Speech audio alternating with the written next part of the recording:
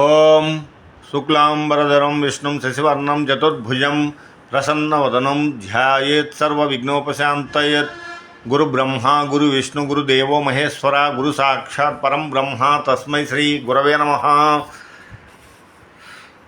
నారాయణం నమస్కృత్య నరం చైవ నరోత్తమం దేవీం సరస్వతీం వ్యాసం తతో జయముదీరయేత్. హరి వివోం పరమేశ్వర స్వరూపమైన సభకు నమస్కారం. పోతన భాగవతం రుక్మిణీ కళ్యాణం. నైమిషారణ్యములో సౌనకాది మహర్షులకు సూత మహర్షి భాగవతంలో అంతర్భాగంగా రుక్మిణీ కళ్యాణాన్ని ప్రవచనం చేస్తున్నారు. ఆ నైమిషారణ్యం ఎంత గొప్పదో చెప్తున్నారు. నైమిషారణ్య పుణ్యక్షేత్రమున కులపతి సౌనకండను పరమ మౌని బ్రహ్మర్షి గణ సముపాసితుండై సర్వలోకహితార్థంబు లోకనుతుడు ద్వాదశ వార్షికోత్తమ సత్ర యాగంబు ముగి చేయుచున్న ఆ మునుల కడకు వచ్చి తాను ఉగ్రశ్రవసుడను సూతుడు రోమహర్షని పౌరాణికుండు పరమ భక్తితోడ ప్రణమిల్లియున్న ఆ కథకు వలన ముని నికాయమెల్ల వివిధ పుణ్య కథలు విను వేడ్క అతనిని పూజించిరి అపరిమిత విశేష విధులా. కలియుగ ప్రారంభంలో నేటికి 5000 సంవత్సరాల పూర్వం నైమిషారణ్యంలో సప్త ఋషులు దీర్ఘ సత్రయాగం చేశారు. ఆ యాగంలో పాల్గొనడానికి 88,000 మంది బ్రహ్మర్షులు ఆ యాగంలో పాల్గొన్నారంట. కలియుగ ప్రారంభంలో అంటే నేటికి 5,000 సంవత్సరాల పూర్వం నైమిషారణ్యంలో సౌనక మహర్షి అధ్యక్షతన సప్త ఋషులు ఋత్విక్కులుగా దీర్ఘ సత్రయాగం చేశారు. లోకోపకారం కోసం, లోక కళ్యాణం కోసం. కలియుగాంతం వరకు భారతదేశము భారతీయులు సనాతన ధర్మము బాగుండాలని అద్భుతమైన యాగం చేశారు. ఆ యాగంలో 88,000 మంది బ్రహ్మర్షులు, 11,000 మంది వేద విద్యార్థులు, సప్త ఋషులు, సౌనకుడు వీళ్ళంతా పాల్గొన్నారు. అక్కడికి ప్రవచనకర్త సూత మహర్షి వచ్చారు. అప్పుడు సూత మహర్షిని వారు ప్రార్థించారు. మహానుభావ సూత, లోకో కళ్యాణం కోసం, లోకోపకారం కోసం మేము సత్రయాగం చేస్తున్నాము. మీరు వచ్చారు. మాకు ఆ శ్రీకృష్ణ భగవానుడు మొట్టమొదటి వివాహం, ఆ రుక్మిణీ కళ్యాణం ఎలా జరిగిందో మాకు చెప్పవలసిందంటే అప్పుడు ఆయన భాగవతంలో ఆయన రుక్మిణీ కళ్యాణాన్ని చెప్పారు. భాగవతం అనేది అష్టాదశ పురాణాల లేకల్లా చాలా గొప్పది. అది జ్ఞానానికి సంబంధించింది. భాగవతం వింటే మోక్షం కర్తలామకం. అటువంటి అద్భుతమైన భాగవతం సంస్కృతంలో వేదవ్యాసుడు రచించాడు 18,000 శ్లోకాలతో. దాన్నే తెలుగులో పోతన గారు రచించారు. ఒకనాడు పోతన గారు సంధ్యావందనం చేసుకుంటుంటే ఆయనకి రామచంద్రమూర్తి దర్శనమిచ్చారు. పోతన, నేను అనుగ్రహిస్తున్నా, నువ్వు భాగవత్ పురాణాన్ని తెలుగులో రచన చేయమని చెప్పారు. అప్పుడు పోతన గారు, రామా నేనా భాగవతాన్ని తెలుగులో అనువదించేది, పలికెడిది భాగవతమట, పలికించెడి విభుండు రామభద్రుండట, నే పలికిన భవహరమగునట, పలికెద వేరుండుగా ధ పలుకగనేలా. రామా నేనా భాగవతాన్ని తెలుగు అనువదించేది, అది నీ భిక్ష. నీవు నన్ను పనిముట్టుగా చేసుకొని నా చేత భాగవత్ పురాణాన్ని రచన చేపించి ఆ ఫలితం నా ఖాతాలో వేస్తున్నావు. యుగాలకు, మన్వంతరాలకు, కల్పాలకు సంబంధం లేకుండా శాశ్వత కీర్తి నాకు కట్టబెడుతున్నావు. ఇదంతా నీ దయ అని అప్పుడు పోతన గారు ఆ నది, గోదావరి నదీ జలాలు ఆచమనం చేసుకొని ఆయన 12 స్కందాల్లో భాగవత్ పురాణాన్ని ఆయన తెలుగులో అనువాదం చేశారు అద్భుతంగా. ఆయన శ్రీకారంతో ప్రారంభించారు. శ్రీ కైవల్య పదంబు చేరుటకునై చింతించెదన్ లోక రక్షైగారంభకు భక్తపాలన కళా సంరంభకున్ దానవోద్రేక స్తంభకు కేళిలోల విలస దృగ్జాల సంభూత నానా కంజాత భవాండ కుంభకు మహానందాంగనాడింబకున్. నేను భాగవత్ పురాణాన్ని ఎందుకు రచన చేస్తున్నానంటే మోక్షం పొందడానికి. మనకు కూడా అంతే. 84 లక్షల జీవరాశుల్లో మనుష్య జన్మ వచ్చింది దేనికంటే మోక్షం పొందాల. ఈ జన్మలో కానీ మోక్షం పొందకపోతే మళ్ళీ 83,99,999 ఆ నికృష్టమైన జన్మలు ఎత్తిన తర్వాతే మళ్ళీ మానవ జన్మ వచ్చేది. మనుష్య జన్మ వస్తేనే మనం మోక్షానికి పోయేది. అందువల్ల ఆయన భాగవతాన్ని తెలుగులో అనువదించే ముందు పోతన గారు ఇంటి ఇలవేల్పు ఆ దుర్గమ్మను ప్రార్థించారు. అమ్మల గన్నయ్యమ్మ, ముగురమ్మల మూలపుటమ్మ, చాలా పెద్దమ్మ, సురారులమ్మ, కడుపారడి బుచ్చిన అమ్మ, తన్నులో నమ్మిన వేల్పులమ్మల మనంబుల నిడి అమ్మ, దుర్గ మాయమ్మ, కృపాబ్ది ఇసుత మహత్వ కవిత్వ పటుత్వ సంపదల్. ఈ పద్యం విజయవాడ కనకదుర్గమ్మ దేవస్థానం రాజగోపురం మీద కూడా రాసి ఉంది. అటువంటి అద్భుతమైన మంత్ర రహస్యంతో కూడిన ఈ పద్యంతో కానీ మనం అమ్మవారిని కానీ రోజు కానీ ప్రార్థిస్తే ఆమె మన కోరికలు తప్పక నెరవేరుస్తుంది. మన కుటుంబం ఎటువంటి ఆపదలు ప్రమాదాలు రాకుండా రక్షిస్తుంది. అంత అద్భుతమైన పద్యం. ఆయన భాగవతం రచన చేసే ముందు సరస్వతీదేవిని ప్రార్థించారు.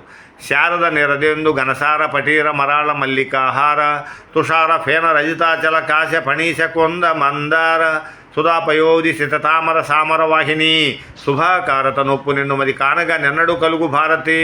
ఎందుకంటే సరస్వతీదేవి అనుగ్రహం లేకుండా మనం ఎటువంటి రచనలు కానీ పరీక్షలు రాయడానికి కానీ అవకాశం లేదు. ఎందుకంటే అమ్మవారి అనుగ్రహం ఉంటే అమ్మ బుద్ధి ప్రచోదనం చేస్తుంది.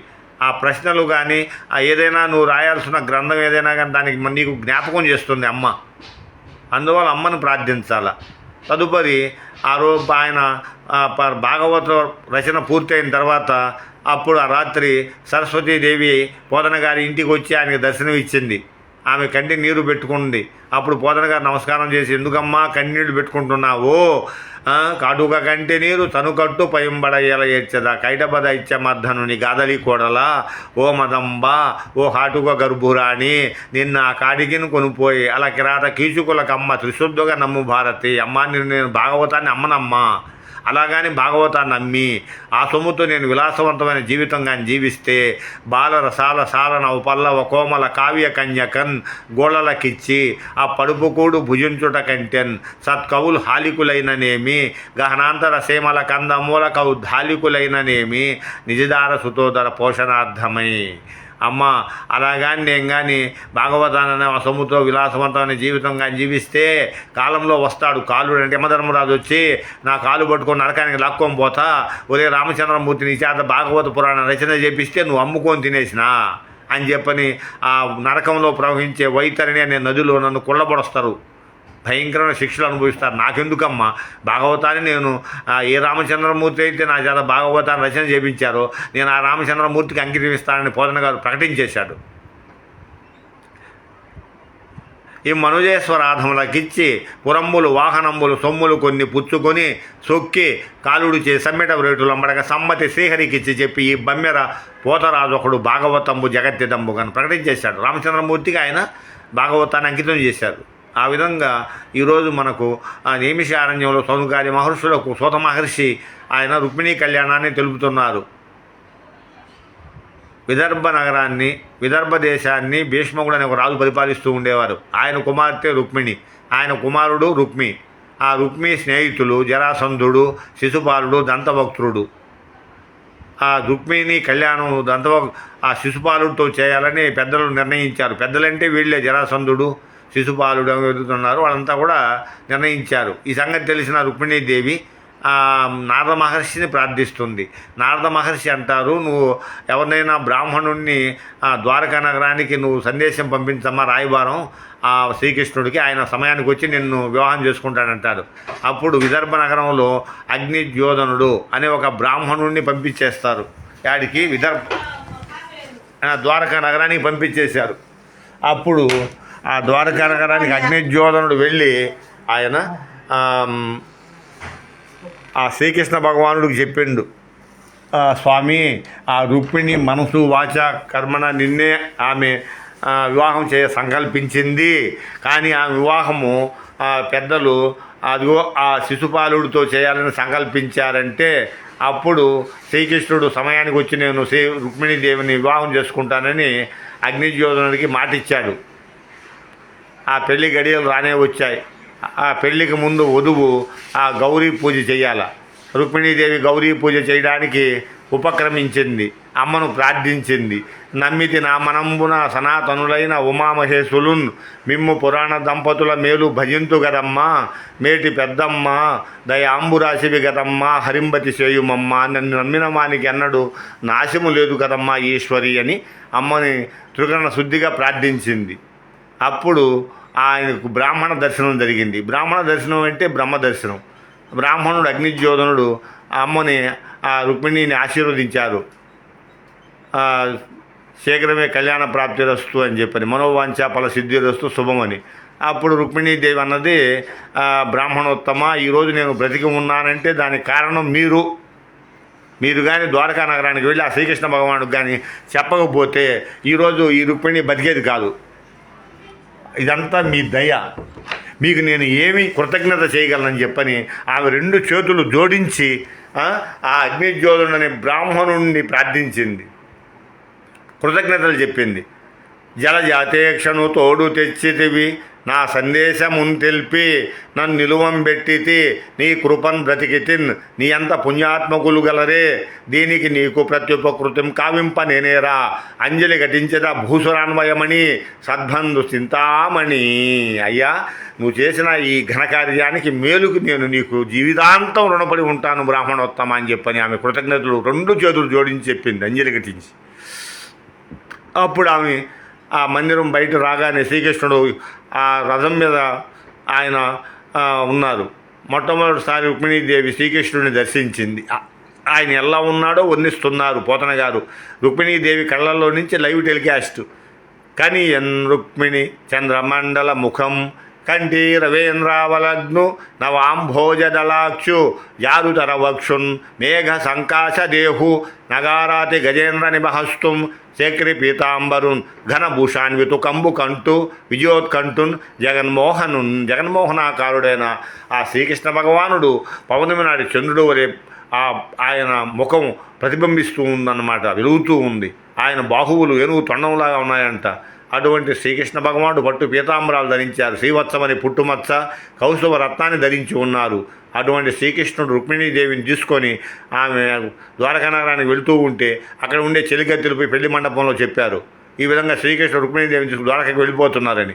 అప్పుడు వాళ్ళు 4 బయలుదేరుతారు. వాళ్ళు జరాసంధుడు, శిశుపాలుడు, దంతభక్తుడు, రుక్మి. అప్పుడు ఆ శ్రీకృష్ణుడిని తోలనాడతారు. అప్పుడు ఆ విదర్భ ప్రజలంతా కూడా ఆ శ్రీకృష్ణ రుక్మిణులను దీవించారు. తగుని చక్రి విదర్భరాజ సుతకున్ తద్యంబు వైదర్భియం, తగిన చక్రికి ఇంత మంచి తగుని దాంపత్యంబు మీ ఇద్దరం తగులం గట్టిన బ్రహ్మ నేర్పరి గదా, దర్పాహతారాతి అయి మగడవు గావుత చక్రి ఈ రమణికిన్ మా పుణ్యమూలంబుగన్. అక్కడ విదర్భపుర ప్రజలు అన్నారు, మేము కూడా ఏదైనా పుణ్యం చేసుకొని ఉంటే ఆ పుణ్యం కూడా కలిసి వచ్చి ఆ రుక్మిణి శ్రీకృష్ణుడు సంసారము 3 పువ్వులు 6 కాయల్లాగా వర్ధిల్లాలని పరమేశ్వరుని ప్రార్థించారు. ఎప్పుడైతే శ్రీకృష్ణుడు పట్ల అపచారం చేశారో వెంటనే సుదర్శన చక్రాన్ని వదిలాడు. ఆ సుదర్శన చక్రం దంతభక్తుడు శిరస్సు ఖండించింది. వెంటనే జరాసంధుడు శిశుపాలుడిని ఆపాడు. ఇక ముందుకు పోతే ప్రమాదము, ఊపిరి ఉంటే ఉప్పు కలుముకో మతకొచ్చు, ఒక అమ్మాయి పోతే పోయింది, ఇంకొక అమ్మాయి ప్రాణం ఉంటే కదా అమ్మాయిని చేసుకోవడానికి అని చెప్పని సర్ది చెప్పి వాళ్ళని తీసుకొని వెళ్ళిపోతారు. శ్రీకృష్ణుడు ద్వారకా నగరానికి వెళ్ళి వాళ్ళ తల్లిదండ్రులు దేవకి వసుదేవుల సమక్షంలో రంగరంగ వైభవంగా ఆయన మొట్టమొదటి వివాహం రుక్మిణీ కళ్యాణం ఘనంగా జరిగిందని నైమిషారణ్యం సౌనుకారి మహర్షి సోత మహర్షి ఆయన తెలిపారు. విన్నవారందరికీ శ్రీకృష్ణ భగవాన్ అనుగ్రహం కలుగుతుంది. లక్ష్మీదేవి లాంటి రుక్మిణీదేవి అనుగ్రహం కలుగుతుంది, శ్రీ సంపదలు మీకు కలుగుతాయని సోత మహర్షి వివరణ చేశారు. సర్వం శ్రీ ఉమామహేశ్వర పరబ్రహ్మార్పణమస్తు. స్వస్తి.